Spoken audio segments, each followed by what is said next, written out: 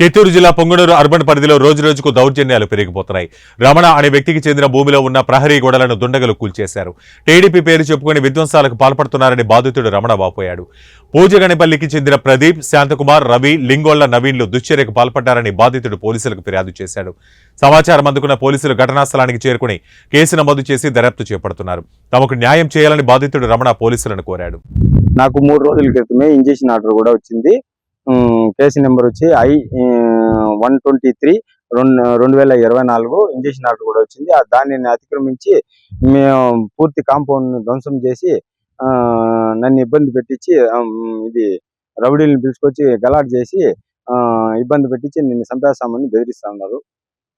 Police స్టేషన్లో ఫిర్యాదు చేయడమైనది. ఇంతకు ముందు చేసినాము, ఇప్పుడు ఫిర్యాదు చేయడమైనది. పోలీసు వారు దయ ఉంచి నాకు న్యాయం చేయవలసిందిగా కోరుకుంటున్నాను. నా పేరు రమణ.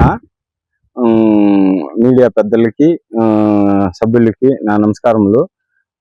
నేను 15/12/2023 తేదీన ఇది కోళ్ళ శివారెడ్డి, గుర్రప్ప, విజయభారతి నుండి 2 ఎకరాల 25 సెంట్లు 392లో 2, 392లో 3లో గల సర్వే నెంబర్లో గల భూమిని నేను కొనుగోలు చేసినాను.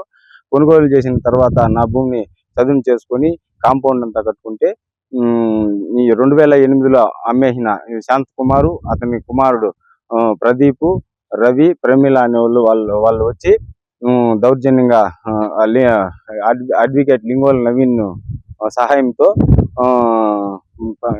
23/7 నెల వచ్చి దౌర్జన్యంగా దున్ని కాంపౌండ్ వాళ్ళని పగులుకొట్టినారు. పగులుకొట్టిన తర్వాత మేము పోలీస్ స్టేషన్కి పోయినాము.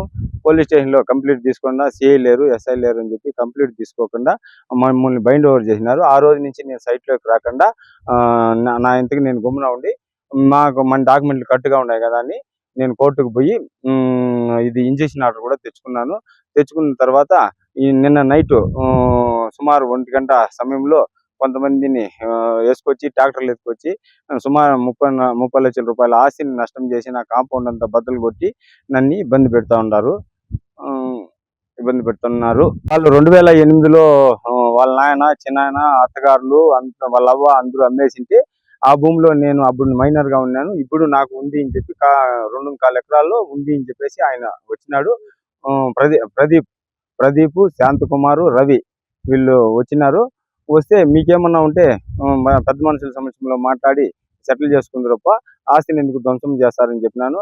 అది వెనకుండా నా పైన దౌర్జన్యం చేసి నన్ను కొట్టి ఇది నానా ఇబ్బందులు పెట్టి బయట నుంచి బెదిరింపు కాల్ చేసి నిన్ను చంపేస్తాము అది ఇది అని చెప్పి నన్ను బెదిరిస్తా ఉన్నారు. వాళ్ళ వల్ల నాకు ప్రాణ భయం ఉండే దానివల్ల నేను మీడియా ముఖంగా తెలియజేస్తా ఉన్నాను.